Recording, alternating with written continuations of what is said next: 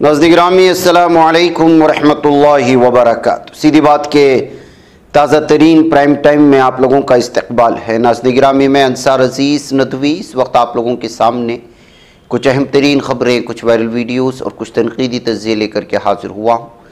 तफसीलात में जाने से पहले आप लोगों से जो दरख्वास्त होती है उस पर तवज्जो करने की अपील करूँगा।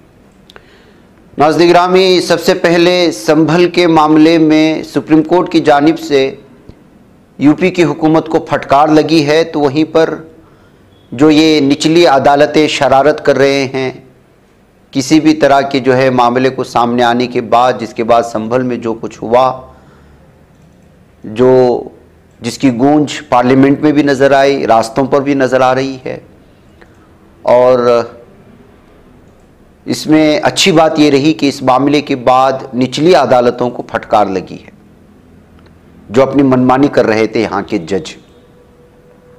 सुप्रीम कोर्ट ने यूपी की संभल शाही मस्जिद मामले में मुदाखलत करते हुए निचली अदालत से कहा है कि वो इस मामले की मजीद समाअत न करे। केस की समाअत करते हुए सुप्रीम कोर्ट ने कहा, जब तक इलाहाबाद हाई कोर्ट कोई हुक्म जारी नहीं करता, निचली अदालत को केस की समाअत नहीं करनी चाहिए। साथ ही सुप्रीम कोर्ट ने मुस्लिम फरीक को हाई कोर्ट जाने को कहा। सुप्रीम कोर्ट ने केस को ज़ेरे इल्तिवा रखा और अब इसकी समाअत 8 जनवरी से होगी। नाज़रीन गिरामी, इसी तरह फटकार भी लगाई गई, क्या यूपी पुलिस मनमानी से काम कर रही है? क्या वो ताकत के नशे में है? क्या वो मनमानी तौर पर एक के बाद एक FIR दर्ज कर रही है? क्या उसमें हसासियत नहीं है? ये सवालात खुद सुप्रीम कोर्ट के एक फैसले से उठ रहे हैं। सुप्रीम कोर्ट ने उत्तर प्रदेश पुलिस को सख्त हिदायत दी है। उसने यहाँ तक कहा कि रियासती पुलिस ख़तरनाक इलाके में दाखिल हो रही है। उसमें ख़बरदार किया गया कि अगर दरख्वास्त गुजार को छुआ बगया तो ऐसी सख्त सज़ा दी जाएगी कि DGP की सारी ज़िंदगी याद रहेगी। अदालत का यह तबसरा उत्तर प्रदेश पुलिस के रवैये पर है। अदालत उस्मा ने यूपी पुलिस के केस से निमटने के अंदाजे से और उसके अंदाज से सख्त इख्तिलाफात का इजहार किया है। सुप्रीम कोर्ट के जस्टिस सूर्यकांत ने जुमेरात को तबसरा किया कि यूपी में पुलिस ताकत का मजा ले रही है और उसे हसास बनाने की ज़रूरत है। इस तनाजुर में जज ने मजीद कहा कि यूपी पुलिस खतरनाक इलाकों में दाखिल न हो और सख्त कार्रवाई का इंतबा दिया। जस्टिस कांत और जस्टिस उज्जवल भुइयां की बेंच ने केस की समाअत की है। लाइफ लॉ की रिपोर्ट के मुताबिक बेंच ने कहा कि दरख्वास्त गुजार के खिलाफ कई FIR दर्ज है। उसे खदशा है कि अगर वो तहकीकात के लिए पेश हुआ तो उसके खिलाफ नया मुकदमा दर्ज किया जाएगा और उसे गिरफ्तार कर लिया जाएगा। यह मामला अर्जी गुजार अनुराग दुबे बमुकाबला यूपी हुकूमत का है। सुप्रीम कोर्ट ने हिदायत की कि दरख्वास्त गुजार तफ्तीशी अफसर के मोबाइल फ़ोन पर भेजे गए किसी भी नोटिस की तामील करे, ताम अदालत की पेश की इजाज़त के बगैर उसे पुलिस की तहवील में नहीं लिया जाएगा। इससे कबल अदालत ने FIR को मनसूख करने की दरख्वास्त पर गौर करने से इनकार कर दिया था। ताम दरख्वास्त गुजार अनुराग दुबे के खिलाफ दर्ज दीगर मुकदमात और इल्ज़ाम के पेश नज़र रियासत उत्तर प्रदेश को नोटिस जारी किया गया क्योंकि पेश की ज़मानत ना दी जाए। नाज़रीन गिरामी, यूपी पुलिस के रवैये पर अब हर कोई, जाहिर सी बात है कि आप ऐसे ख़ताएँ करें और ऐसी जो है जराइम पेशा अफराद भी जो ना करते हों, निडर होकर के जिन लोगों को आम आवाम की ज़िंदगी की हिफाजत जिनके ज़िम्मे है, वो ख़ुद आवाम की जान ले रही हो तो पुलिस तो बदनाम होगी। उत्तर प्रदेश के संभल में गुज़िश्ता इतवार को मस्जिद के दोबारा सर्वे के दरमियान हुए तशद्दुद के बाद से सियासी इल्ज़ामात का दौर शुरू हो चुका है। कोई हिमायत में तो कोई मुखालिफत में बातें कर रहा है। इसी दरमियान आज पार्लिमानी कार्रवाई में शिरकत से पहले समाजवादी पार्टी की रुकने पार्लियामेंट डिम्पल यादव ने यूपी पुलिस पर संगीन इल्ज़ाम आयद किया। उन्होंने मीडिया से बात करते हुए कहा कि यूपी पुलिस FIR दर्ज करके लोगों से वसूली कर रही, यानी FIR दर्ज करो और वसूली करो, मुकदमा हटाने या FIR ख़त्म करने के नाम पर। साथ ही उन्होंने ये भी कहा कि वसूली का मामला सिर्फ संभल का नहीं है बल्कि मामला पूरे उत्तर प्रदेश का है। रुकने पार्लियामेंट डिम्पल यादव से जब संभल तशद्दुद के बारे में पूछा गया तो उन्होंने कहा कि हम कह रहे हैं कि सब मनसूबाबंद तरीके से किया गया। अगर आप पूरे वाक़े को देखेंगे तो आपको अंदाज़ा होगा कि 19 तारीख को अर्जी दाखिल की जाती है, फिर उसी दिन सिटिंग जज कहते हैं कि सर्वे होना चाहिए। सिर्फ 2 घंटे के अंदर इंतज़ामिया सर्वे के लिए पहुँच जाती है। सर्वे के दौरान हमारे रुकने पार्लियामेंट भी मौजूद रहते हैं और सर्वे भी पुरअमन तरीके से हो जाता है। वो मजीद कहते हैं कि फिर जुमा को वहाँ पर होने वाली नमाज के लिए आम लोगों को रोका जाता है, तब तक मामला पुरअमन रहता है। लेकिन अचानक इंतज़ामिया की जानिब से फैसला लिया जाता है कि 24 नवंबर को फिर से सर्वे करवाया जाए उस दिन इंतजामिया के लोग जिला मजिस्ट्रेट सर्कल अफसर आगे चल रहे हैं और उनके पीछे नारेबाजी हो रही होती है। ऐसे में इंतजामिया उनको क्यों नहीं रोकती? डिंपल यादव के मुताबिक कहीं ना कहीं ये पूरा वाकया इंतजामिया की शह पर अंजाम पाया। ये सब कुछ अपनी कुर्सी बचाने के लिए किया गया। मीडिया से गुफ्तगू के दौरान उन्होंने ये भी जानकारी दी कि हम चाहते हैं कि पार्लियामेंट में भी संबल के वाक़े पर बहस हो। स्पीकर की जानिब से भी बहस के हवाले से यकीन दिलाया गया है कि उस पर बहस कराएंगे। तो नाज़रीन, इस तरह से जो है डिंपल यादव ने यहाँ की पुलिस पर ये ख़तरनाक इल्ज़ाम लगाया और ये हकीकत भी है, ये कोई ढकी छुपी बात भी नहीं है। नाज़रीन, अजमेर शरीफ दरगाह मामले में असदुद्दीन ओवैसी भी बोल पड़े।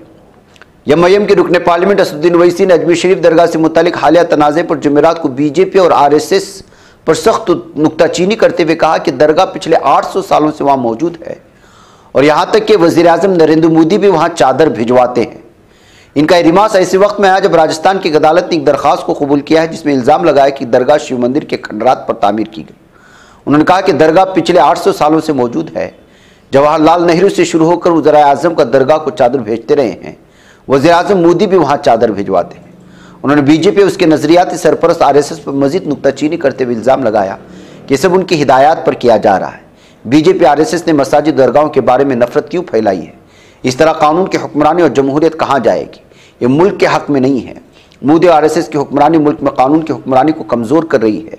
इससे बीजेपी और आरएसएस की हिदायत पर हो रहा है, उन्होंने साफ और वाज़ेह तौर पर कहा। उधर नाज़रीन, जम्मू कश्मीर के पूंछ जिले में सिक्योरिटी फोर्सेस ने एक बड़ी साजिश को नाकाम बनाते हुए आईईडी और धमाकाखेज़ मवाद बरामद कर लिया है। रिपोर्ट के मुताबिक मंडी तहसील के छाजला पुल के करीब मुश्तबा अशिया की मौजूदगी की इत्तला पर कार्रवाई करते हुए फोर्सेस ने 2 आईईडी, 1 किलोग्राम से ज़ायद आरडीएक्स जैसा धमाकाखेज़ मवाद, एक बैटरी, 2 कंबल और कुछ खाने पीने की अशिया बरामद की हैं। इलाके को घेरे में लेकर बम डिस्पोजल स्क्वाड तलब किया गया जिसने धमाकाखेज़ मवाद को नाकारा बनाने का दावा किया है। नाज़रीन, कदीम मस्जिदों के खिलाफ ताज़ा मुहिम के लिए सुप्रीम कोर्ट जिम्मेदार है। इस तरह के तबसरे इस वक्त सामने आ रहे हैं। क्यों इस तरह हो रहा है? क्यों ये कत्ल गारतगिरियाँ हो रही हैं? इस वक्त मुल्क में कदीम मस्जिदों मजहबी मकामात में मंदिर तलाश करने की फ़िरक़ापरस्त अनासिर ने जो मुहिम शुरू कर रखी है उसके लिए सुप्रीम कोर्ट जिम्मेदार है, जिसने गुज़िश्ता साल बनारस की तारीखी ज्ञानवापी जामे मस्जिद में सर्वे की इजाज़त देकर इस शरअंगेज़ मुहिम का दरवाज़ा खोला। ये बात सुप्रीम कोर्ट के नामवर सीनियर वकील राजीव रामचंद्रन ने कही, जो बाबरी मस्जिद राम जन्मभूमि मिल्कियत मुकदमे में मुस्लिम फरीक के वकील थे। South Asian minorities lawyers association ने यौम आइन के हिंद के मौके पर इंडिया इस्लामिक कल्चरल सेंटर के इश्तराक से कल शाम इस्लामिक सेंटर में आज़ादी ज़मीर के उन्वान से राजीव रामचंद्रन का खुसूसी खिताब रखा था। ख्याल रहे दस्तूर में बुनियादी हुकूक के बाब को फ्रीडम ऑफ कॉन्शियंस भी कहा जाता है। सामला के एक प्रेस रिलीज के मुताबिक राजीव रामचंद्रन ने अपने लेक्चर में मसले का तफसीली अहाता करते हुए और अदालती उज़्मा के मुतादिद फ़ैसलों का हवाला देते हुए कहा कि हुकूक मुसल्लमा हैं और मजहबी, इलाक़ाई, लिसानी और नस्ली हरनों के अक़लियती बरादरों के हुकूक के आइन में पासदारी की गई है। नाज़रीन, कभी कभी मदारिस से आने वाली ख़बरें शर्म से झुक जाता है और कुछ मौलवियों की वजह से सारा मदरसा और मदरसे का निज़ाम और उसके असातिज़ा बदनाम होते हैं। नांदेड़ शहर के एक मदरसे के हॉस्टल में रहने वाले 10 साला लड़के के साथ 2-3 दिन पहले जिनसी ज़्यादती किए जाने की खबरें आ रही हैं, जिसने जो है मदारिस को पूरी तौर पर बदनाम कर रखा है इस मामले ने जब से मामला सामने आया। अफसोस का मकाम यह है कि लड़के के वालिदैन ने जो है वो मदरसे और मुतवल्लियान के ख़िलाफ़ बाकायदा केस भी दर्ज करवाया। इस वाक़े के बारे में लोगों को इल्म होने के बावजूद उन्होंने नज़रअंदाज किया। इस मामले में आज रात 7 बजे इत्तला मिली कि जिनसी तशद्दुद में मुलव्वस मौलवी मोहम्मद शहनवाज अब्दुल रकीब उम्र 26 साल जो बिहार का रहने वाला है, जब इस मामले की इत्तला मिली तो फरार हो गया। ये सारा मामला सोगांव के बाईपास हसापुर में वाक़ मदरसा जामिया इस्लामिया दार-ए-अरक़म में रोनुमा हुआ, जिसके बानी मौलाना अय्यूब कासमी साकिन नई आबादी नांदेड़ बताए जा रहे हैं। शिकायत के मुताबिक वज़ीराबाद पुलिस ने दोनों असातिज़ा के खिलाफ ज़ाब्ते इंसाफ की दफ़ा 64/1 और 115/3/5 के साथ साथ दफ़ा 4 और 6 के तहत मुकदमा दर्ज कर लिया है, जिनसे इस्तेसाल से बच्चों का तहफ़्फ़ुज़ एक्ट 2012 ये जुर्म ज़ेर तफ्तीश है। नाज़रीन, इस तरह के मौलवियों की वजह से ये बदनामी होती है। नाज़रीन, फ़िलिस्तीनी पनाहगुज़ीनों के लिए अक़वाम मुत्तहिदा की relief and works agency UNRWA ने ख़बरदार किया है कि गज़ा की पट्टी में 15,000 हामिला ख़वातीन शदीद इसराइली हमलों की वजह से ग़िज़ाई क़िल्लत के दहाने पर हैं और इससे उनको और उनके जच्चा और बच्चा दोनों को जो है इस वक्त नुकसान पहुंच सकता है।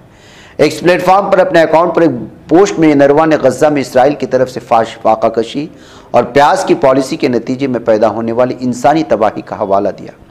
उन्होंने कहा कि गज़ा में तकरीबन 50,000 हामिला ख़वातीन हैं और इस इलाके में अगले दिसंबर में 4,000 बच्चों की पैदाइश मुतवक्के है।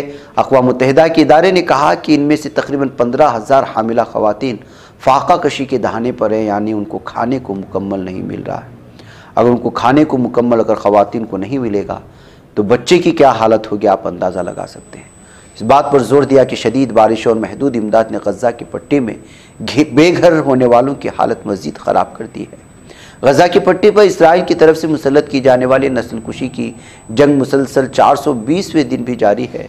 इस दौरान पट्टी के मुख्तलिफ हिस्सों में आम शहरों के खिलाफ कत्ले आम और जराइम का सिलसिला अभी भी जारी है। 7 अक्टूबर 2023 ईस्वी से अब तक गज़ा की पट्टी में इसराइली फ़ौजी जारहियत और जारी नस्ल कुशी के नतीजे में 44,235 फ़िलिस्तीनी शहीद और 1,04,638 ज़ख्मी हुए हैं। शहदा और ज़ख्मी में बेशतर ख़वातीन और बच्चे शामिल हैं और ये तादाद ऑफिशियल रिकॉर्ड की गई है। बसूरत दीगर शहदा की तादाद लाखों में है और जो है इसी तरह ज़ख्मियों की तादाद भी। नाज़रीन, मुझे इजाज़त दें। अस्सलामु अलैकुम व रहमतुल्लाहि व बरकातुहू। ही बच पाता है कोई सहाफ़ी की निगाहों से, मिलाता है ये लोगों को मोहब्बत की पनाहों से। करम और दर्द मंदी का है एक संसार सीधी बात। अज़ीमत जुर्अतो हिम्मत का है इज़हार सीधी बात। अज़ीमत जुर्अतो हिम्मत का है इज़हार सीधी बात। ये चैनल हक निगर बन कर कुचल देता है फितनों को।